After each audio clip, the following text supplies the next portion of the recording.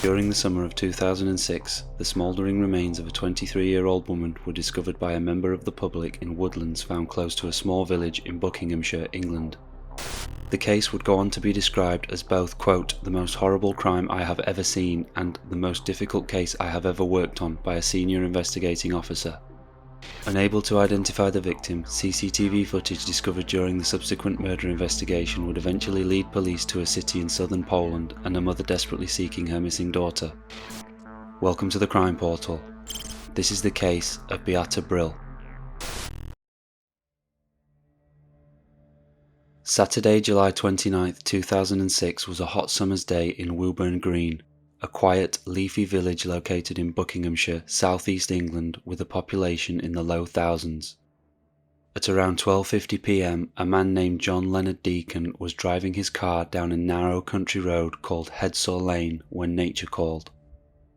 Pulling his vehicle up onto a grassy verge, John exited and proceeded to take a few steps into the woods just a few meters away, seeking a private spot not visible from the road.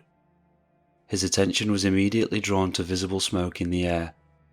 Turning to face the direction it was emanating from, John soon laid eyes on what he thought was a burning mannequin slumped up against a nearby tree. Upon closer inspection, John realized that he had in fact tragically discovered the smouldering remains of a human. The skull was visibly smashed in several places, the clothing had dissolved with the heat of the flames, and the skin was badly blistered and burned. John promptly returned to his vehicle with the intention of searching for a phone box he could use to alert authorities, but was approached by another motorist a few meters down the road. The pair returned to the scene before using a mobile phone to report the discovery. A swarm of police activity quickly brought summer tranquility to an end in this quaint part of Britain as teams of forensic officers embarked on a fingertip search of the woods in an effort to uncover any potential evidence. Remnants of a red fleece are reported to have been found at the scene, in addition to another soft material which could not be immediately identified, although it was thought that the body was wrapped in this material when it was set alight. No other clues were reported to have been found at the scene or within the surrounding wooded area. Meanwhile, a Home Office pathologist was called in to begin the difficult task of identifying the unfortunate victim. On Sunday the 30th of July 2006, the day after the discovery of the remains, a post-mortem was carried out and revealed that the victim died from serious head injuries.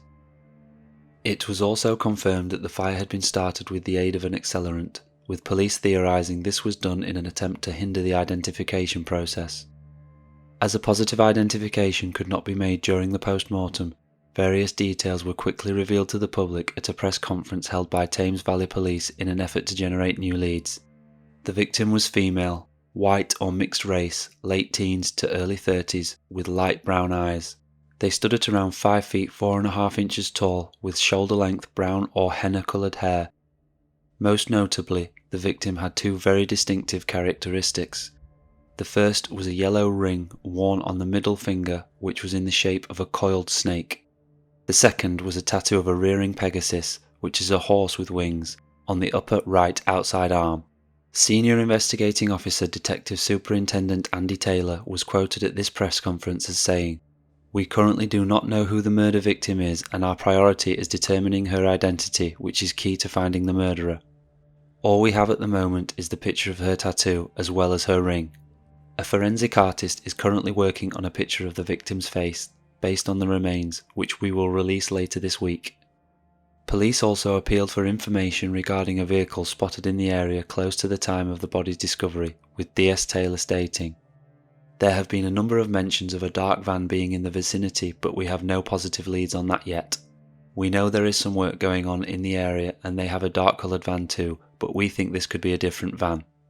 This information was provided by Connor Dedden, a security guard from Slough, a town roughly 7 miles from the location of the discovery.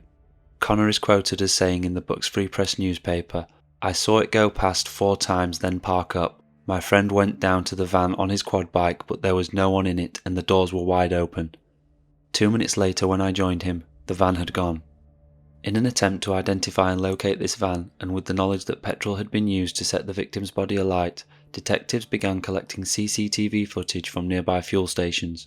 No leads are reported to have come from this line of inquiry. The sketch referred to by DS Taylor would be released in the days following the initial press conference, and would be circulated over the coming weeks by local and national news outlets. Along with the sketch, police also revealed that they would be seeking the help of dentists to identify the victim, as the post-mortem had revealed that despite the death having occurred due to repeated blows to the head, the victim's teeth had still been left intact. D.S. Taylor stated, "The woman had a white crown and the dental work was of good quality. The ontologist said there was a fair bit of work there, but that the rest of the teeth were well looked after. I will circulate these through the dental journals to see if anyone recognises their own work." Speaking on a different line of inquiry, D.S. Taylor is also quoted as saying, "We are looking at prostitutes. We have had some very good information from sex trade workers, although this would not be elaborated on further."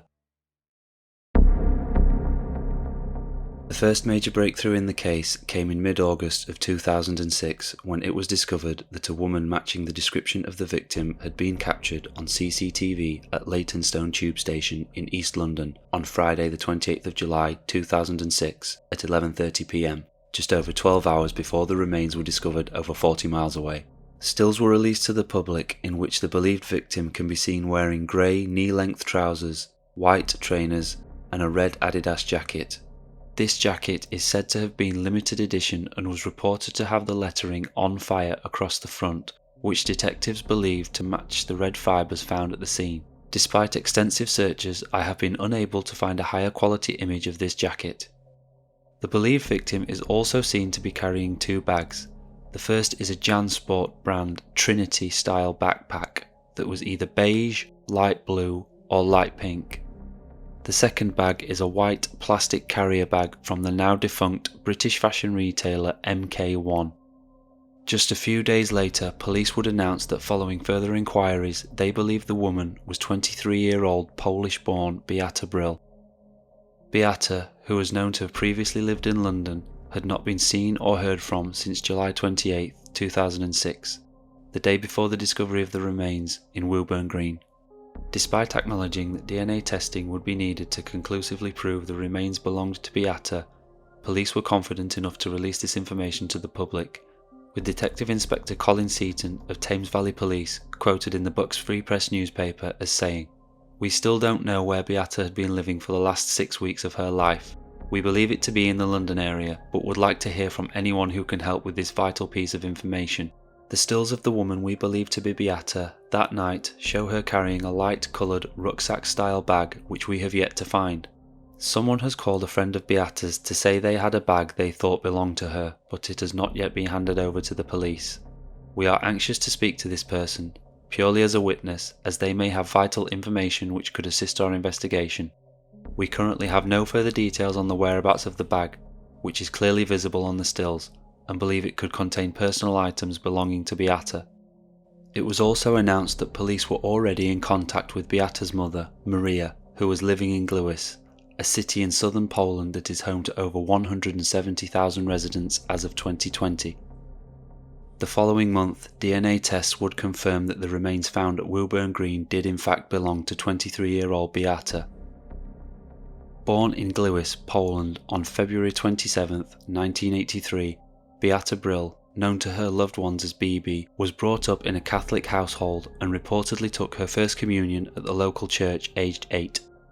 Throughout her teenage years, Beata, who spoke fluent English, made it clear to those around her it was her dream to move to Britain in search of better job prospects and a more affluent lifestyle than what she'd come to expect in her hometown. Following a brief stint in Germany where she reportedly worked as a waitress, a model and in photography, Beata moved to the UK on a permanent basis in 2003. According to Maria, who gave a number of interviews to newspapers in both Poland and the UK, things seemed to be going well for Beata upon arrival, telling the Guardian newspaper in September of 2006, "She rang me all the time, she seemed happy, she was working in the catering business and doing some security work, and she even went with the boyfriend to France on holiday." Unfortunately, according to Maria, this happy period didn't last long for her daughter. She went on to tell The Guardian, "After about a year, things changed. I realised something was very badly wrong. She told me she was being molested and beaten. I suspect this older man may have been using her for sex with other men. She would run away, but he would always find her. She would ring me up, sounding terrified, saying she was being threatened.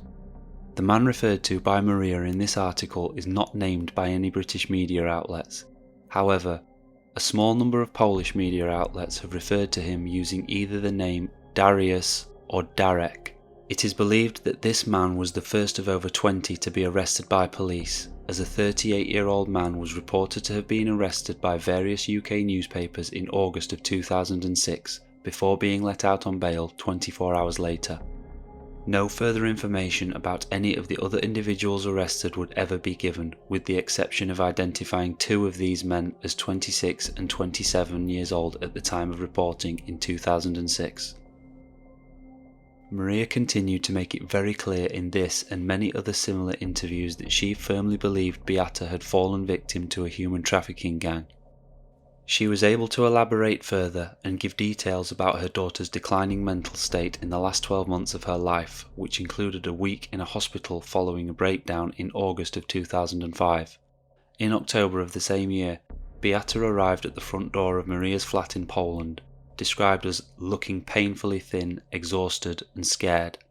In the Guardian article, Maria continued, "She stayed a few months, but then this man began to call again, insisting she must return to London, calling every day, luring her back. There was no talking to her then. She refused to listen, and she returned to this man and to London." Maria would speak to her daughter for the very last time on Thursday the 27th of July 2006, just 2 days before the discovery of Beata's remains. Describing this encounter to The Guardian, Maria said, "I knew immediately something was wrong. She said someone was threatening to kill her. She ordered me to return home and lock the doors, saying they were threatening me too. She sounded terrified." On top of the agonizing reality of losing her daughter, Maria also faced the very real possibility of not being able to give Beata a burial in her home country, as she could not afford the transportation cost of £2,027 from London. Being unemployed at the time, Maria could not apply for financial support from the Polish government. Maria turned to a Catholic relief organisation named Caritas for help. A special bank account in Poland was created for people to make donations so that Beata's body could be brought back to her home country. Thankfully, the funds were eventually raised, and Beata's funeral took place on Saturday the 7th of October 2006 in the Central Cemetery in Gliwice. In December of 2006, flyers featuring Beata's picture and the CCTV stills taken at Leytonstone Station were given to commuters. Detective Sergeant Mark Morton of the Major Crime Team is quoted in the Bucks Free Press newspaper as saying, "The more work we have done on this investigation, the more complex it gets. We have heard from several of Beata's friends and acquaintances, and each time we've gained more paths to follow in our bid to find out why she was killed. However, we know there are still people out there who have yet to come forward with vital pieces of information which will help us fit this jigsaw together and gain the complete picture.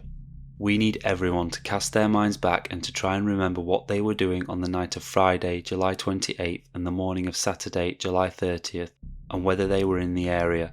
Hopefully these posters will trigger a memory that will help us bring Beata from Leytonstone to Wooburn Green and shed some light on what happened in the final hours of her life." Although a £10,000 reward was made available to anyone with information leading to an arrest, nothing else of significance is reported to have been discovered during 2006. The following year, on the 16th of February 2007, police would flip their tactics, issuing a new appeal aimed at commuters that may have seen Beata prior to her murder. Detectives from Aylesbury's Major Crime Unit set up a dedicated website page showcasing CCTV stills of people they hoped would come forward. The dedicated website page specifically appealed to passengers travelling on the number 17 tube train to West Ruislip, departing from either Leytonstone Station at 23:38 or a minute later at 23:39 from Leyton Station on the 28th of July 2006. Although this webpage can no longer be accessed, it can still be viewed through the Internet Archive. The low-quality thumbnail shown on screen is the only surviving image of the 25 that were originally posted. Detective Sergeant Morton said, "This remains a complex and involved investigation. We had hoped that some of the people whose images we have now taken the steps of publishing would have made contact with us before now.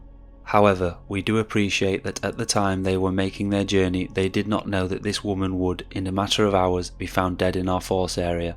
Beata may not have made an impression on them at the time, but we are now hoping that if they see their own image on flyers around the stations or in the local newspapers, their memories may be jogged back to that evening.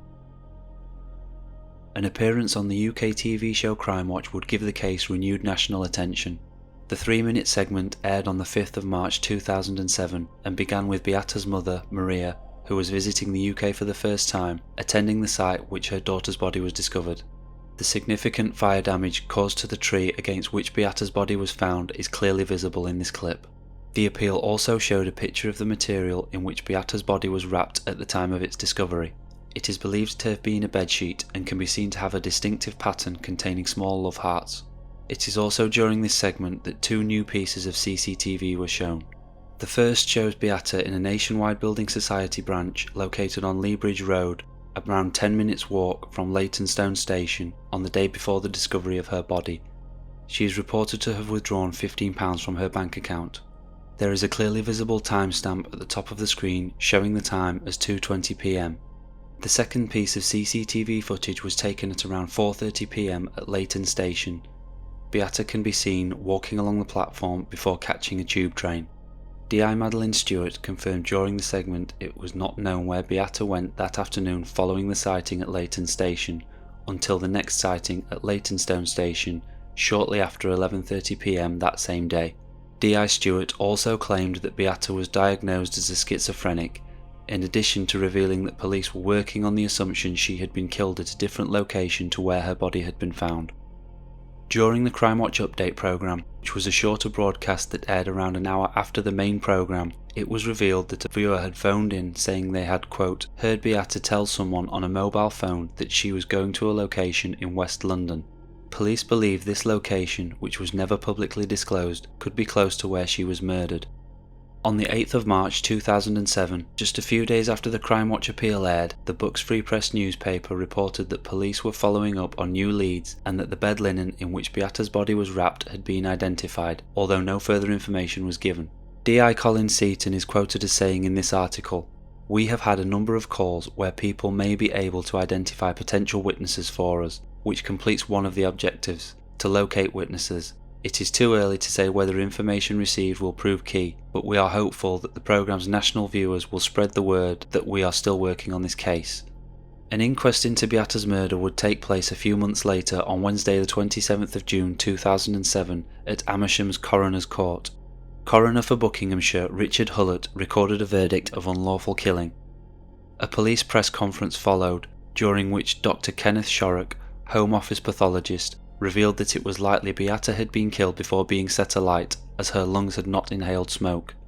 He went on to describe the murder weapon, quote, "The body had 21 lacerations on the scalp. These were about 2 inches long. They had all been caused by an implement that had a threaded screw-type pattern on it. This prompted media speculation that the instrument used to end Beata's life could have been a steering lock, although this was never conclusively established." Dr. Shorrock also revealed that testing for sexual assault proved negative. Despite the countless statements made previously by Beata's mother Maria to the press, the Bucks Free Press newspaper reported that, quote, "Police have ruled out her death being linked to prostitution or organised crime. However, no direct quote from any member of the Thames Valley Police can be attributed to these reports." Sadly, no new information came to light and the investigation saw little progress and media coverage until the following year, in June of 2008, when police would announce an increased reward for information leading to Beata's killer, with the initial £10,000 being raised to £25,000. This would be announced during the same week that British TV channel ITV would feature Beata's murder in an episode of Inside Crime, a programme hosted by journalist and broadcaster John Stapleton. Despite the show running for a number of years, it remains almost entirely lost to time, with no available episodes anywhere online, which was confirmed to me by 2 senior producers of the programme. Because of this, the content of the appeal made on Inside Crime relating to Beata's case can no longer be verified. On July 29, 2014, 8 years to the day after Beata's body was discovered, Thames Valley Police would release more CCTV footage showing Beata's last known movements at Leytonstone Tube Station as part of a renewed appeal. The footage, which was recorded on the 28th of July 2006, begins as the timestamp clock in the bottom right corner of the screen ticks over to 23:27 p.m. Beata is by herself, carrying the MK1 carrier bag and backpack which police had released stills of previously. At the end of the roughly 70 seconds of footage released, Beata can be seen walking down the station platform and boarding the train, after which she was never reported to have been seen alive again. Chief Inspector Colin Seaton is quoted by various sources as stating the following during this renewed appeal. Our investigation into the murder of Beata Bryl is still ongoing, 8 years after her horrific and brutal death. It is the most horrible crime I have ever seen. To bludgeon someone so brutally with a heavy object and to do it with such ferocity and force does beg a belief. In particular, I would appeal to members of the Polish community who may have known Beata or known of Beata to come forward with any information they may have which could help us track down her killer. He also confirmed that neither of the bags in the CCTV footage had been recovered. 1 week after the footage was released, Crime Stoppers announced that they would be offering a £3,000 reward for any new information. The £25,000 reward from years earlier was not mentioned, making it unknown if this is still on offer. Sadly, no new information would come to light. These appeals would be reissued by a handful of newspapers 2 years later in 2016 to mark the 10-year anniversary of Beata's death. Again, no new information is reported to have been uncovered, and with that, the case went cold, receiving no further notable media attention. I have been unable to find any information regarding Beata's mother Maria following her 2007 Crimewatch appearance. The impassioned interviews she gave to media outlets following the loss of her daughter are truly heartbreaking, and hopefully she has managed to find some level of peace considering her unimaginable circumstances. Andy Taylor and Mark Morton have both been retired from Thames Valley Police for a number of years, both having served for over 3 decades. They have since moved into investigative roles in the private sector. Neither could be reached for comment regarding Beata's story. Colin Seaton is also retired from Thames Valley Police following a decorated 30-year career which included a Lifetime Achievement Award in 2014 for his outstanding contribution to policing and his community. I reached out to Colin, who now runs a youth mentorship organisation, in mid-2022. Although he was kind enough to respond, he was unable to offer any information beyond what has already been publicised. No information seems to be available regarding Madeleine Stewart, who was the senior investigating officer that appeared in the Crimewatch appeal in 2007.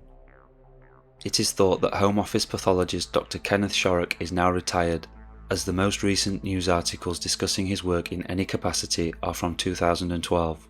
He was responsible for working on a number of high-profile cases throughout his career, including the highly publicised shooting of 27-year-old Jan Charles de Menezes in July of 2005.